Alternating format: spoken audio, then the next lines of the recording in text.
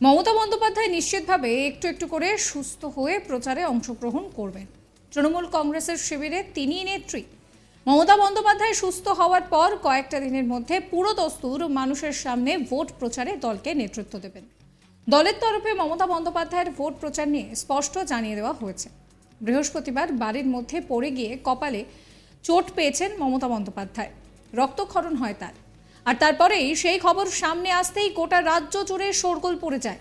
রাজনৈতিক মহলেও রীতিমতন চিন্তার মেঘ। আহত মুখ্যমন্ত্রীকে তড়িঘড়ি এসএসকেএম হাসপাতালে নিয়ে যাওয়া হয়। শুরু হয় তার চিকিৎসা। তার কপালে নাকে 4টি স্টিচ পড়ে। এই ঘটনায় দেশের প্রধানমন্ত্রী থেকে শুরু করে রাজ্যপাল সহ বিরোধীরাও তার সুস্থতা কামনা করেন। সামনেই লোকসভা নির্বাচন, আর তার আগে মমতা বন্দ্যোপাধ্যায়ের আহত হওয়ায় প্রচার নিয়ে প্রশ্ন উঠে গিয়েছে। তাহলে কি তিনি ভোটের প্রচারে বেরোবেন না? অন্যদিকে চিকিৎসকেরা তাকে রেস্ট নিতে বলেছেন।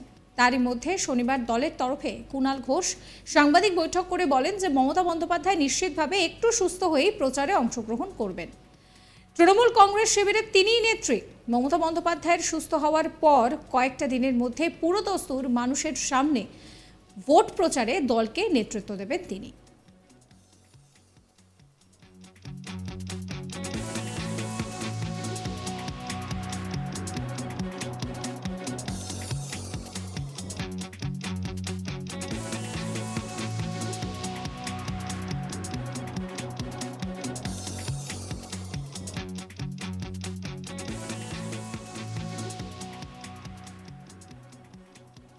কি বলছেন কুণাল ঘোষ, শুনুন। বন্দ্যোপাধ্যায় নিশ্চিতভাবেই একটু সুস্থ হয়ে নিয়ে প্রচারে অংশগ্রহণ করবেন। তৃণমূল কংগ্রেস শিবিরের তিনিই নেত্রী। আবার মমতা বন্দ্যোপাধ্যায় এমনই একজন নেত্রী, বাংলার মানুষ যদি শুধু বার্তা পেয়ে যান ইনি মমতা বন্দ্যোপাধ্যায়ের প্রার্থী, এই সিম্বলটা মমতা বন্দ্যোপাধ্যায়ের। এবার মমতা বন্দ্যোপাধ্যায় জলপাইগুড়িতে থাকলেও কাঁথির মানুষ ভোট দেবেন, রায়গঞ্জে থাকলেও মথুরাপুরের মানুষ ভোট দেবেন, পুরুলিয়াতে থাকলেও মুর্শিদাবাদের মানুষ ভোট দেবেন। ফলে মমতা বন্দ্যোপাধ্যায় ঠিক কোথায় থাকছেন তার থেকে বড় কথা মমতা বন্দ্যোপাধ্যায়ের প্রার্থী, মমতা বন্দ্যোপাধ্যায়ের দল। তবে মমতা বন্দ্যোপাধ্যায় সুস্থ হওয়ার পর কটা দিনের মধ্যেই তিনি পুরোদস্তুর মানুষের সামনে ভোট প্রচারে দলকে নেতৃত্ব দেবেন। পূর্ব মেদিনীপুরের পলাশপুরে শুক্রবার 15ই মার্চ সভা করেন শুভেন্দু। এই সভাতে মুখ্যমন্ত্রীর অসুস্থতা নিয়ে শুভেন্দু বলেন যে তৃণমূলের আর বেশি দিন রাজনৈতিক আয়ু নেই। বাজার খুব খারাপ, মাথা ঘুরিয়ে যাচ্ছে আর ধপধপ করে পড়ে যাচ্ছে। মাথা ঘুরছে, লো প্রেশার আর ধপধপ করে পড়ে যাচ্ছে। পড়া তো শুরু হয়েছে, নিচ অব্দি পড়া শুরু হয়ে যাবে। কি বলেছিলেন শুভেন্দু বাবু, শুনুন। রাজনৈতিক আয়ু নেই তৃণমূলে, বাজার খুব খারাপ, বাজার খুব খারাপ, মাথা ঘুরিয়ে যাচ্ছে আর ধপধপ করে পড়ে যাচ্ছে। মাথা ঘুরছে, লোকসার হচ্ছে আর ধপধপ করে পড়ে যাচ্ছে। পড়া তো শুরু হয়েছে উপর থেকে, নিচ অব্দি পড়া শুরু হয়ে যাবে। গ্রাম রেডি তো, সব বুথ রেডি তো, সব পড়তে শব্দ। এইবার 400 পার তো, আমার মোদীজি তো, আমার বিজেপি তো, আমার বিজেপি তো। জয় শ্রীরাম, জোরসে বলো, জোরসে বলো, জোরসে বলো। এই বিষয়ে তৃণমূল নেতা কুণাল ঘোষ পাল্টা আক্রমণ করেছেন বিরোধী দলনেতা শুভেন্দু অধিকারীকে। তিনি বলেন যে মমতাকে মায়ের মতো শ্রদ্ধা করা উচিত শুভেন্দুর। কি বলছেন কুণাল, শোনাবো। এই শুভেন্দু অধিকারী তো একটা সময় বিজেপি হটাও বলতো, মোদি হটাও দেশ বাঁচাও। শুভেন্দুকে চোর বলেছে তো বিজেপি, ভিডিও দিয়েছে বিজেপি, সিবিআই চেয়েছে বিজেপি।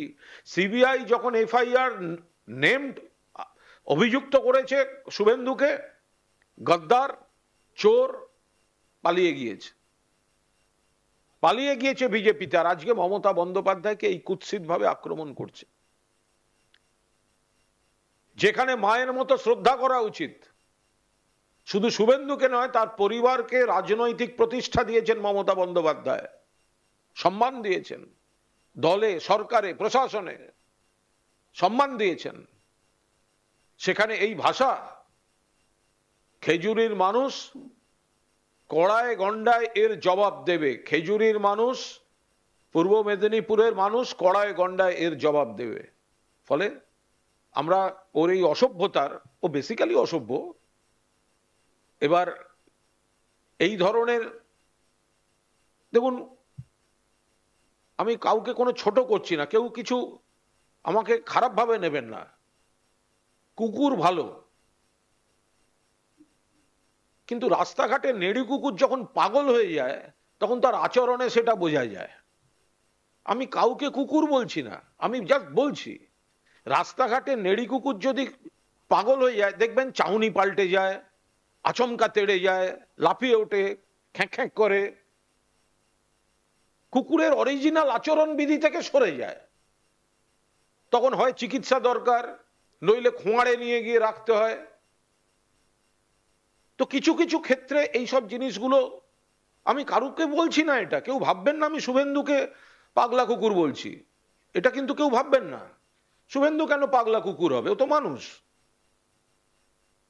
কিন্তু এই ধরনের আচরণ সমাজে যখন রাস্তাঘাটে চলতে গেলে দেখলেন পাগলা কুকুর, তো কি করবেন তখন?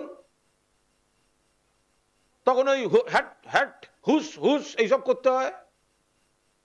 তো খেজুরির মানুষ এই ধরনের অসভ্যতার কড়া জবাব আজ বিকেলে দিয়ে দেবেন, আর বাকিটা ভোটের বাক্সে।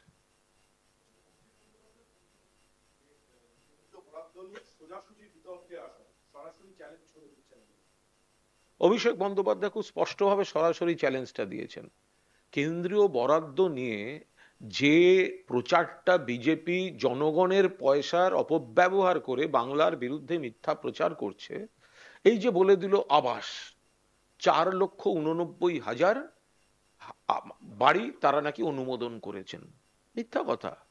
অনুমোদন মানে কি? 11 লক্ষ বাড়ির লিস্ট তৈরি আছে, দেবে তো টাকা, তো টাকাটা দিচ্ছে না, বলছে অনুমোদন করেছি। আরে অনুমোদন খায় না মাথায় দেয়, দেবে তো টাকা, টাকা তো দিচ্ছে না। 100 দিনের কাজ, টাকা দিচ্ছে না। 59 লক্ষ জব কার্ড হোল্ডার টাকা পাচ্ছেন না, কেন্দ্র দেয়নি, মমতাদিকে দিতে হয়েছে। অথচ তারা মানুষকে বিভ্রান্ত করছেন। বাংলার বুক থেকে গত 4-5 বছরে 4,64,000 কোটি টাকার বেশি ট্যাক্স তারা বাংলার বুক থেকে তুলে নিয়ে গেছেন। রাজ্যের মুখ্যমন্ত্রী অসুস্থ হওয়ার পর রাজনীতির ভেদাভেদ ভুলে প্রায় সকলেই মমতা বন্দ্যোপাধ্যায়ের দ্রুত আরোগ্য কামনা করেছেন। সাবস্ক্রাইব করবেন আজ তাক বাংলার ইউটিউব চ্যানেলকে।